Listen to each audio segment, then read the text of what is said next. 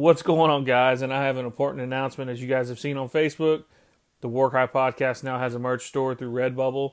What you'll do is you'll hit that link below, select the logo that you like. You know, we got a wolf logo, we got that Bigfoot scratch or the Dogman scratch logo. Once you select the logo, you'll go down, hit your styles. If you want a T-shirt, if you want a sweatshirt, or if you want different things, or a sticker or whatever. You'll select the color of that, and then your size, and then you hit that checkout button. And hitting that checkout button and getting that T-shirt supports the podcast. And I appreciate everyone that listens, and it's amazing, and I do truly appreciate it. But with that said, let's get to the episode. So run me my music. It's very, very dangerous. Get these spidey sense, I was like, oh, something's off.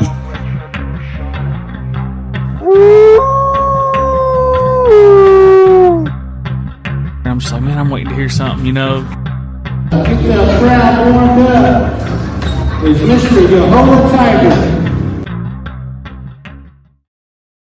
What's going on, guys, and welcome to the 48th episode of the Warcry Podcast. I am your host, Yahola Tiger, and we're back, back in the saddle, some would say. Every time I kind of take a little bit of a break, like 1 or 2 week break from the podcast, I think we did one back in May of this year. It was super weird. I came back, I was like, I don't even know really what to say, but we're back, so I'm gonna say something. But anyways, I wanted to say I appreciate everybody that joined me on the 1 year anniversary of the podcast live stream on YouTube. It was a lot of fun. We talked about some crazy stuff, conspiracies, talked about government experiments, and all those good things like that. Told some snake stories. I had some people coming in. We talked about portals. So it was really fun. It was a lot of fun. I'm going to do another one here maybe this week or over the weekend or something along those lines. But one thing I also, too, want to say is I appreciate everybody that has purchased hats, stickers, shirts. It is appreciated, and I hope you guys enjoy it. If you don't, I'm sorry. No, I'm just kidding. I'll help you out. But anyways. But I appreciate everybody that supports the podcast that way, and also, too, I appreciate people that share the podcast, subscribe, because, why not get it out to everybody? But like I said, I appreciate everybody. But on this episode, we're going to be talking about kind of my more early years, but kind of more middle school, and kind of the things that happened when we moved from Tahlequah to the Muskogee area. And, I kind of was sitting back thinking over the holiday, over Thanksgiving, and it's one thing that's kind of crazy is that when you go back somewhere where you haven't been in a while and you start remembering things. I remember when we moved from Tahlequah, and I remember being kind of not mad, but just kind of feeling weird because, a lot of times, in my young life at the time, we had grew up around Tahlequah Sequoia High School.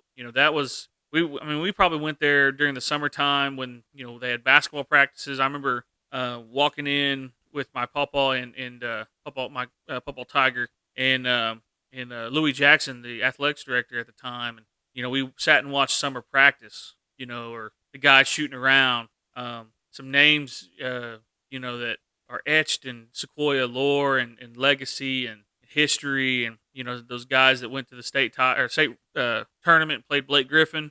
I'm not gonna say their names, but if you're from that Tahlequah area or you play Tahlequah Sequoia, the names I'm talking about. And those guys were good players. I ended up playing with them as I got older. When I was in college, late high school, playing those guys in pickup games. And I ain't gonna lie, I was dusting them up. Had to hit them with a few crosses, little step back, little Euro step, Manu Ginobili style. Had to do them crazy. I'm sorry if you're on that state title team versus Tahlequah Sequoia, and I had to do you like that. I'm sorry, but it was my time. Your time was over. No, I'm just playing. But like I said, we grew up around that and seeing that, and I remember being a young guy, and me and my brother was really big cross country at the time, and was really good at it. He had won a few races, against grown people. He's probably like 3rd, 4th grade, maybe even 2nd grade. But he was running, and Louis was always like, I can't wait for your grandkids. Talking to my grandpa, just like, I can't wait for the Tiger boys to get over here at Sequoia and do some things. I always really thought about that as I got older, and kind of the way my high school basketball career and later on college kind of shaped out. Like things could have been a lot different, dealing with the people I dealt with. But anyways, so we make that move, and one of the first, probably for within the first week, we and some family members. It was me, myself, my brother, and my now past cousin. We was doing a lot of exploring of the place. It's got 20 acres. Why not? And so my to describe my parents' place is it's a driveway. It goes up kind of a little hill, and then it flattens out. And then you got the barn, the kind of a drive where you can park.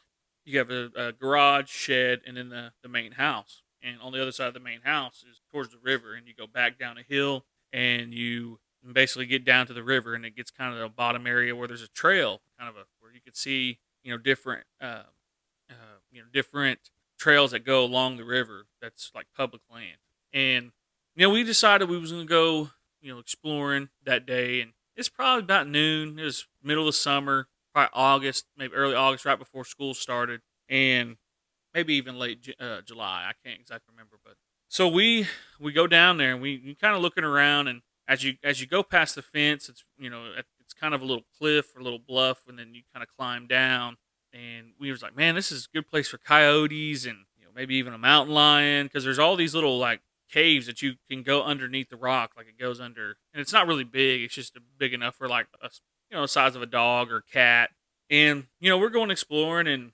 we come across this spring, this really clean spring, and if you guys kind of some information, but like LP, they do sometimes surround themselves or have their home near a spring.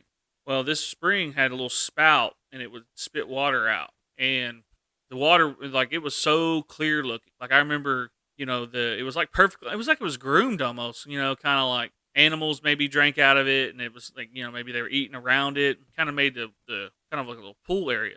It wasn't very big, but I remember being a kid and being like, man, that's kind of cool. To see that nature kind of taking over, but at the same time it's taking care of the water source, the clean water source. Because dang, don't we know that river? Some of our rivers in Oklahoma would be nasty. Be having the bad guts all over the place. But so we're looking, we look at it and we're like, oh, that's really cool. And so we kind of start making our way back down, headed towards the river. And I didn't really notice the sun kind of creeping down. I didn't really, oh, it's still light outside. And one thing that was really kind of strange about that is it felt like like when we were exploring, it felt like quick, hour, two maybe. And so we get down, and we make our way to the fence where our property line ends and the public land begins. And we climb through there, and we're noticing there's some wildlife here. Like we know that there's some things around here, and we're walking down this trail on public land next to the river, and we can see down into the river, and we start coming across these big pads, mountain lion pads, big too, the size of a human hand type of pad. And I thought that was real kind of strange because there was only like a few of them, and then they were gone. And one thing about the land behind my parents' house is that it gets quiet often. There'll be you'll hear birds, and then all of a sudden it's just dead quiet. And we noticed that when we were down there, it's dead quiet. And I thought that was kind of strange. And we kept being knuckleheads. We was just following the pad prints, and we followed them back up into our land. And we're exploring, we're making sure we look everywhere around there. And like I said, it didn't seem like it would seem like an hour or two, and we kind of got lost. Like something kept, I'm not gonna say something, but like it felt like we were being guided somewhere. Like we kept going this way, then we go back this way, and we go, oh, what's that? And then, we go over there. It was like something was trying to lead us off further down into away from the river, but more towards the heavy wood, like the heavy trees. And I remember kind of looking around like, I'm like, I don't even know where we're at. And so we start trying to make our way back to the house. We're like, okay, well, if we went this way, the river's back that way. Well, we end up getting turned around and getting lost. Well, we end up making our way back eventually, and it was almost dark. Like this is the weird part about this is when we were in the woods were lit like it was the middle of the day. Like it was a lot of sunlight. And then it's like we crossed a threshold, and we get to the flat part of where, how my parents' land sits. And like we get back to the house, we can see it. It's getting dark. And I remember my mom, brought that up to me, probably a couple months ago when I brought this up to her. Remember that day when we was gone for a really long time, or you thought we were gone for a really long time, and I told you it felt like we were only gone like an hour. And yeah, I remember my mom saying they were really nervous. They thought we, something got us, or they should really never know, living next to a river. And we finally end up coming back, and it's almost dark. It's like getting like late, and I remember my aunt and my mom were real nervous. They were about to make their way down to see if they can find us. And that was one of my first experiences there. And I know that there's LP out there. Um, you know, we we just had a lot of weird stuff going on. And one of the first nights we stayed there, like we were trying to make the move back and forth, like at the time, and we still had things at the trailer in Tahlequah, and we're trying to get everything moved. And I remember, I think my dad was staying, or I can't remember exactly who was staying where, but I remember the guy had two single beds, like twin beds, and me and my brother pushed them together. And we were staying in that living room because we like to watch TV before we go to bed. That's just kind of how we always were. And I'm sitting there watching. It was like y'all remember those late night commercials of the old country songs, or the R&B or soul songs. We were watching that, and I remember kind of looking over the corner of my eye, and somebody was standing in that hallway. So the layout of the house at the time was you had this big living room area, which was separated by, which is still there, a brick chimney.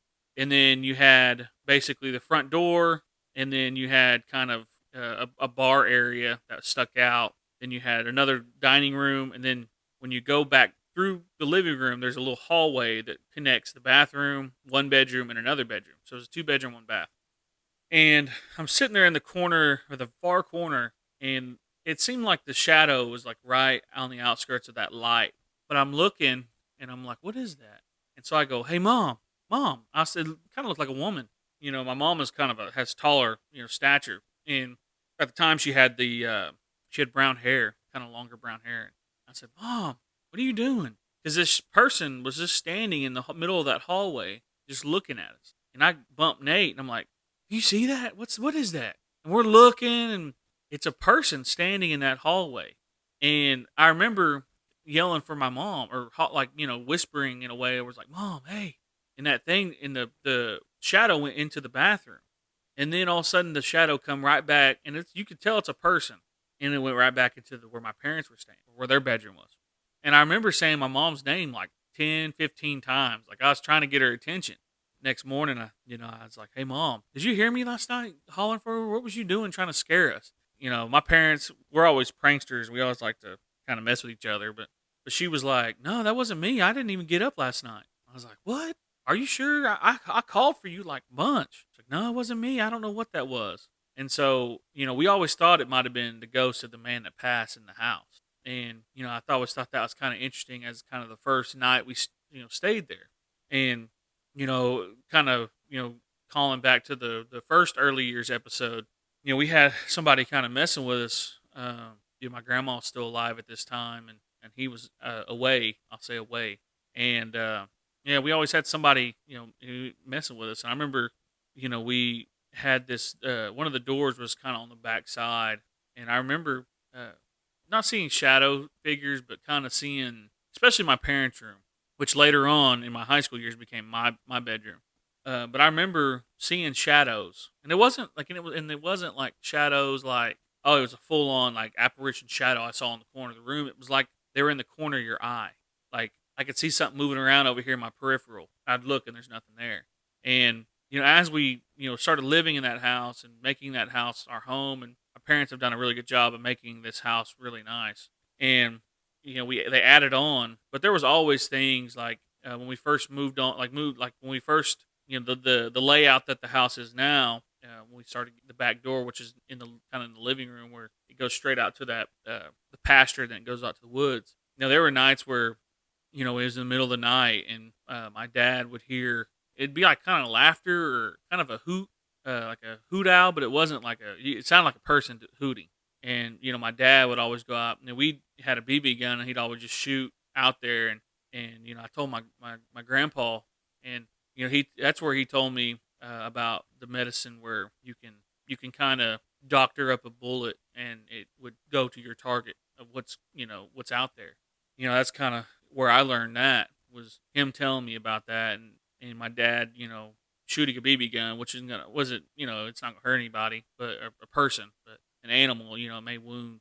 But we always had things like that, and one of the most scared I've ever been at that house was one night we had recently my papa Solons on my mom's side. We were staying down there for a week. We do that during the summertime when we were middle school, and we came back. Well, on the way back, we found a abandoned dog, and his name, and we ended up keeping him. I begged and we begged and begged our mom, but he's kind of a wild dog. Like he was definitely a res dog. Like this dude only listened to me or my brother, and I think he always felt grateful for us for saving him.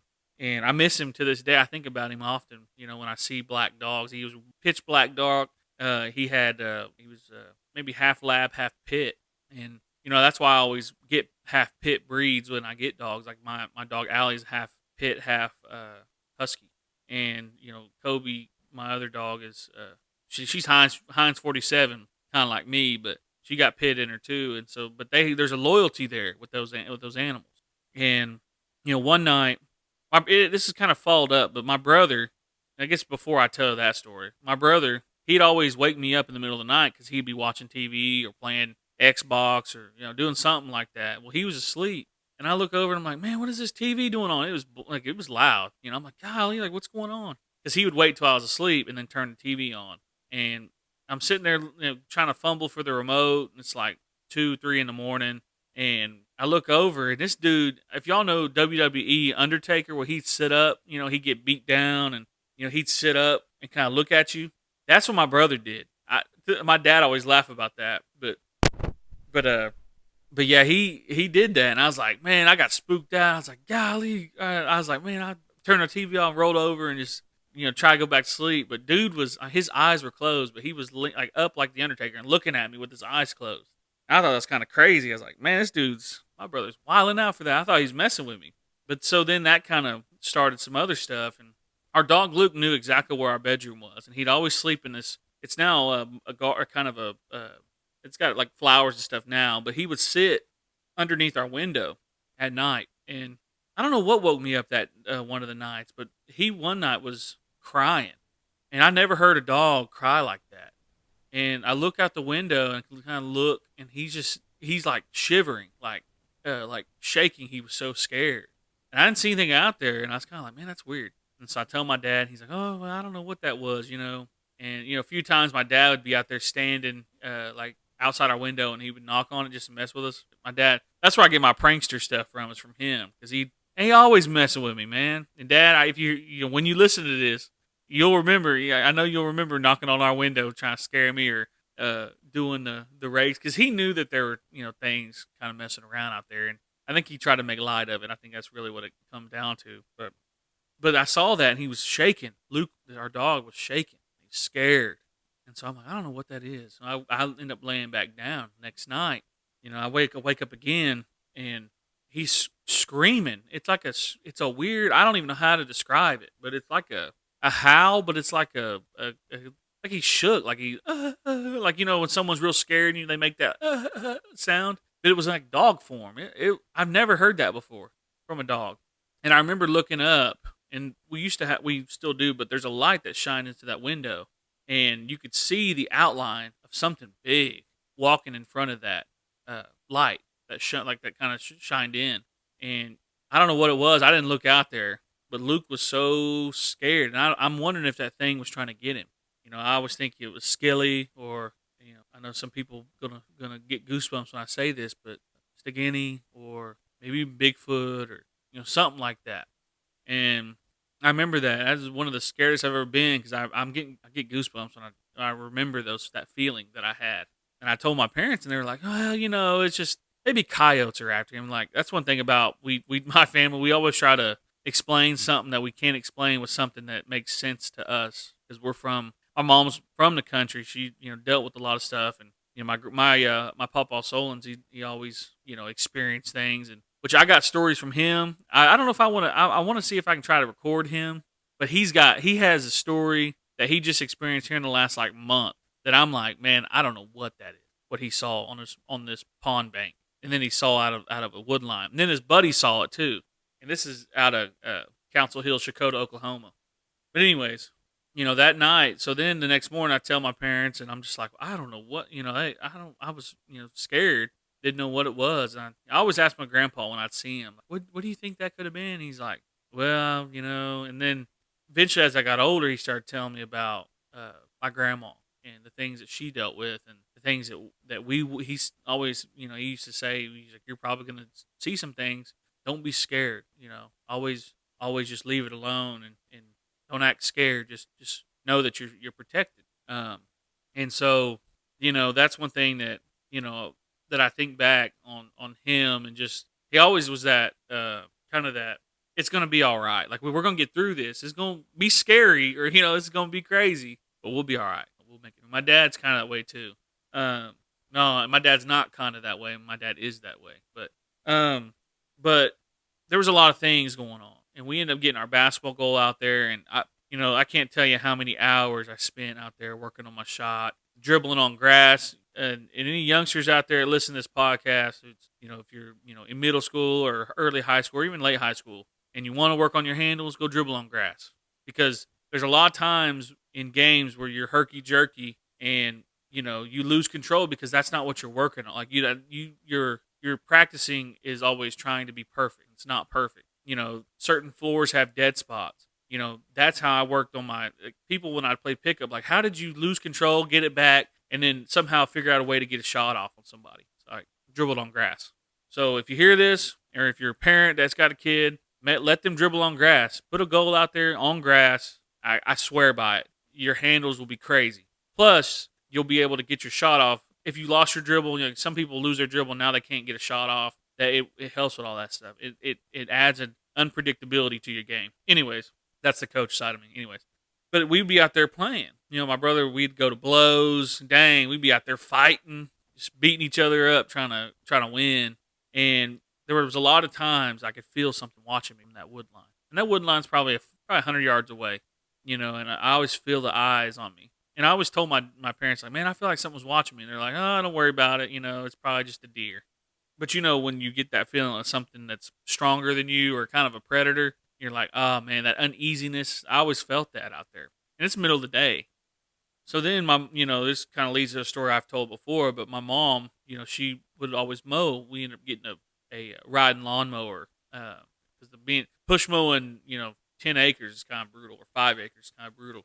Well, she was riding around on that thing, and, she'd end up hearing something. And she always says it sounded like a bird. But I remember when I was young and she first told that story back when we first moved there, when she was hearing something out there, and it sounded like laughter. And then it kind of turned it into a kind of a bird noise. And, she always kind of chalked it up to something she couldn't explain, or, she'd try to explain it with this. But there was always weird stuff, that like little things. It wouldn't be like, oh, I saw Bigfoot, And as I got older, with living there, and, coming home late, being young, doing young people things, and, also too, just hanging out outside. There was a few weird things that happened. And, I'm trying to remember as I'm sitting here talking, but I remember, one night we're coming home. Well, actually, no, I wasn't coming home. It wasn't night. It was when we got, so the bus lady, this is another crazy thing. So the bus lady would drop us off like a mile, maybe a half a mile or 3/4 of a mile from our house. And we'd have to walk uphill and then walk downhill and then walk right back uphill. This is for the first kind of, month or 2 months of school. And my mom got so bad about this because, you just never know. Kids get took. But anyways, and I was walking home because I got dropped off before my brother because there's two separate buses. Elementary bus ran, and then there was like a middle school, high school bus. And I'm walking, and I stopped, and I heard something stop with me. And, it's kind of 3 o'clock, 4 o'clock in the afternoon coming off the bus. And, on the left-hand side of the road is all woods, and it goes all the way back to the river. The other side of that was houses, cleared land. But I remember walking, and I get going up the hill, and I could hear something walking with me. And I stopped, and it stopped. And then I remember, I don't know why I did this, but like I remember smelling like it was like musky dog with dead animal smell. And I remember kind of looking off, like I remember kind of getting off the road and going towards in the woods and looking to see if it's roadkill. Because at this time, I'm already aware that there's Bigfoot out here. There's things out here that we don't know, what's going on. I already knew about this stuff. So in my head, I was like, well, let's see if it's a dead carcass, then maybe it's just a cat following me or something. Just trying to make sure I understood what it was. And I ended up looking, and I didn't find any roadkill or nothing, but it smelled. It was so strong. I remember I can still. There's every now and then I kind of still smell it, like it's just that pungent odor of dog and dead animal, like rotten meat. And I smell it every time. Sometimes when like you ever open up a package of bad meat, that's what it smells like. That's what it smelled like.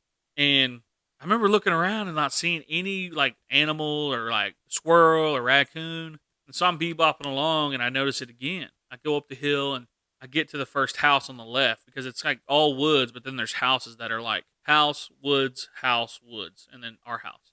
And I remember kind of stopping again right before that house. I looked and it stopped with me, and I'm like, okay. So then I took off running. I was like, this ain't gonna get me. I was like, I took off, and I had like 9 books in my bag. Man, it's slapping me on the back of like on my back, like just man, I was out of there. And I remember that happened a few times, and I remember just getting scared. And I remember telling my mom, like, "Hey, is there any way?" And that's when my mom's like, "Well, y'all getting dropped off." And so then we started getting dropped off next to our house, and she had to turn around. And the bus lady was mad. "You're gonna make me do a 19-point turn in this monster bus?" And hey, them's the brakes, lady. No, but there was a lot of weird things, and there's continually to be weird things, and over there. Not as much now, I think. I think because things have kind of died down. People have passed away, things of that nature. But I always remember, that night of seeing that shadow, and kind of thinking about stories that when I moved back to my parents for a short period of time, and I had my 2 dogs, and my dogs were get spooked out. I guess you could say they're city dogs. But like I said, guys, this is. This is early years part 2, and I appreciate you listening in. I'm thinking I'll probably wait to do, kind of like my high school. I just posted a video on YouTube of my cult story, part of it. So if you go listen to that, like I said, guys, before, like, share, subscribe. It helps with the algorithms. Listen to the episode. I know I was talking to somebody, and they listen to every episode twice because they're like a lot of my early episodes are like 20 minutes, and I appreciate that. It means a lot. And, I've had some people reach out to me about interviews and being on different shows. I'll be on Squatch and Holler. I want to say December 5th. Go check him out. December 5th at 8:00, I believe. I'll be on that show. I'm trying to get something lined up with Josh Turner with PRT. I'm bad about looking sometimes at my Facebook Messenger because sometimes it's just I forget about that app, and then I see a notification. I'm like, oh, okay. But I'm trying to get something linked up with him to come on his show, and then also come on my show. So we'll get that hammered out. I've had a few other people reach out about interviews. I'm going to be reaching out to people about interviews. I'd like to push it back, maybe 2024 is kind of what I'm looking at, but I'd like to record it and then get it out. But like I said, I appreciate everybody that listens in, and, I'll catch you on the next one.